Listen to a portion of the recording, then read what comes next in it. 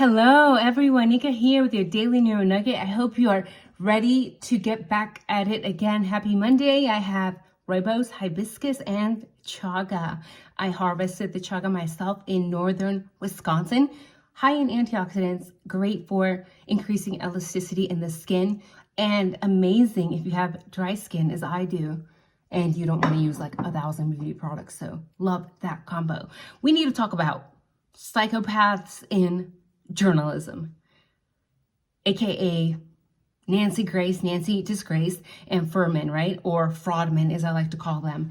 Now, before I get started, these are my theories. These are my speculations. Question everything, question everybody, even if it is a journalist such as Nancy Grace or Fuhrman, because they don't give a fudge. They don't. So be very cautious. Now, I want to share this paper that came out of the experimental psychology department from Oxford University. It is very telling. They found psychopaths in these fields, okay? The highest amount of psychopaths in these fields in this order: CEO, journalist, public servants, police, clergy, salespeople, surgeons, lawyers, and chefs. Number 2, journalist. Okay, something about journalist that attracts people that are psychopathic. That is very interesting to me because the vibe that I get from these two nut jobs is one where they don't really put any thought into human life, and they are hiding under the guise of caring for the victims. But if they really cared about the victims, I'm of the opinion that they would wait until trial and until we had more evidence of what is actually going on before convicting Kohberger, right? Because we don't have all the facts yet. We don't know if he's guilty. We don't know if he is innocent, but we know they will do anything for clicks and views. So I just think it's interesting that they have the audacity to point the finger to us YouTubers and say, YouTubers are spreading misinformation, when we are over here saying, these are my theories, these are my speculations, to cover ourselves. Yet people like Nancy Grace and Fuhrman are out there just spewing straight up lies. So what do you guys think of that? That seems very one-sided to me, right? Now, listening to the latest podcast by Nancy Grace covering the alibi, okay, it made me physically ill. I had to stop it. Okay, so if you get to a point where it's too much for you, just back off for a little bit and then come back at it, because you come first.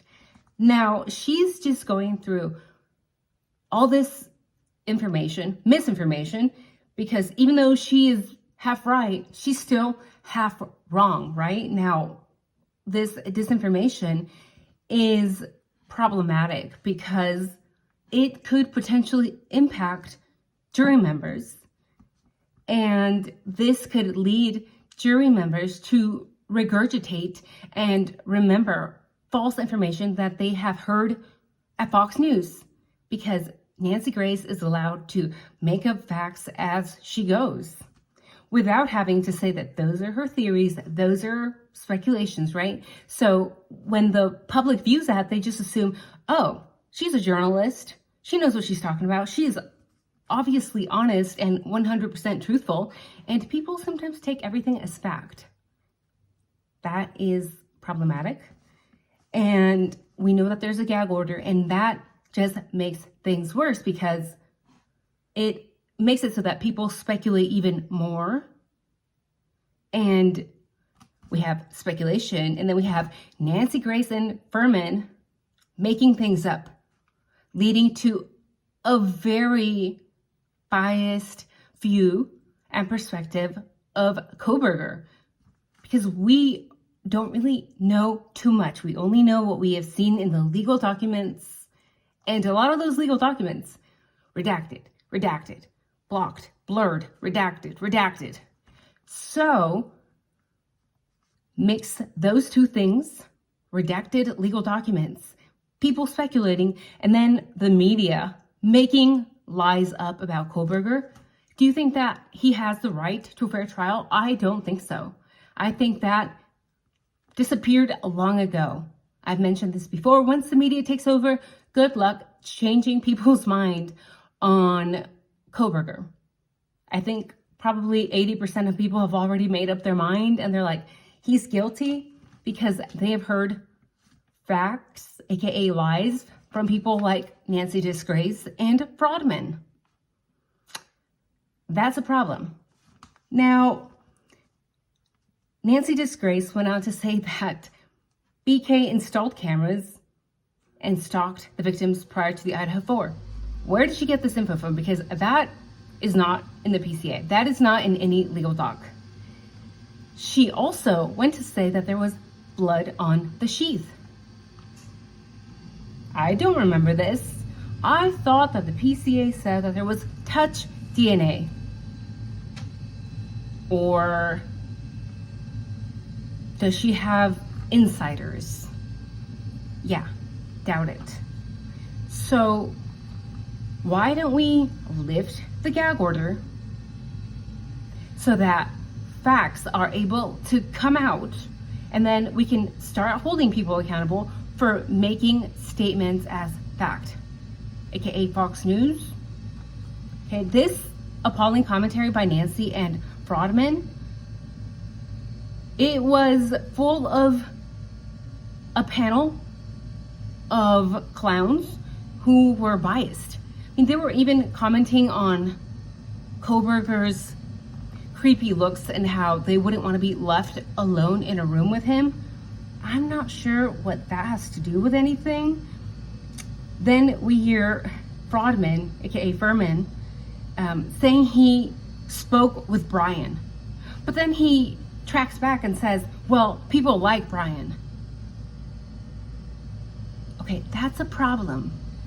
And when I have questioned colleagues and patients and people I run into on a daily basis, I ask them, well, what do you think about the IDAHO4? What do you think about Kohberger? And everyone's like, he's guilty. Every single person I've asked has said he's guilty and he should be unalived. And then I ask, well, why? Well, he obviously did it. He was caught on camera. He had IDs of the victims. They found his messages on Instagram. He was stalking them. And I always correct them and say, have you read the affidavit? Because I have read the affidavit in every single legal document. Okay, there is no mention in that. Nothing. No mention of any of that. But again, we understand that 99% of Americans, what do? They work a job they probably hate, and they get home to a wife or family they probably are not very passionate about. Let's be real. Those people are not passionate about what they're doing. What do? They turn on the TV and program themselves, right? They don't question anything. They absorb all the information that people are throwing at them, and they may not have the mental capacity after living such an unfulfilling life to actually question anything. But that's not our fault. And they take everything they hear from Fox News or other news channels as truth. Question everything. Okay, it doesn't matter if it's a journalist. And after looking at several studies showing how many psychopathic journalists are out there, definitely question journalists. Now, BK could be guilty. He could be innocent. I'm going to hold off on saying I'm 110% sure that Brian did it or did not do it until the trial begins, until we get more information. I may have my theories and my ideas, but I'm going to hold off because that is the intelligent thing to do. Until we have all the information or more information, then we can make a more educated opinion. Don't just make up your mind and be unwilling to change. If the evidence changes, if information comes out and points to Kohberger being guilty or innocent, you should adjust your views. We are not rocks. We are not should not be set in stone. We should be willing to change our minds with evidence, appropriate evidence. So if Bryan Kohberger is found not guilty, I am assuming that there's going to be a lot of lawsuits. I smell a lot of lawsuits. I know I'm picking on Fox News because that's where I saw Nancy Grace, but I'm sure there are several news channels, papers that have misreported information. I can think of at least a dozen sources where they have just lied. Just like Fuhrman, who said he had spoken to Bryan and then tracked back and said, well, people like him. What does that even mean? Okay. And by the way, why is this guy even doing interviews? I thought that he was supposed to be in jail.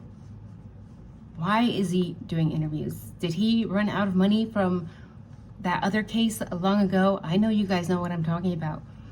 Now, I just, again, disappointed because I'm an optimist.